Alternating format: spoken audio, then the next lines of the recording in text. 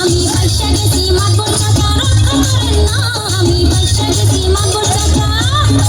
ওয়াকওয়াই কি ওরে সুবহানাল্লাহ চেহারাটা পেশার মতো তাতে মারছে গোল ওই ছেলে বিয়া কইরা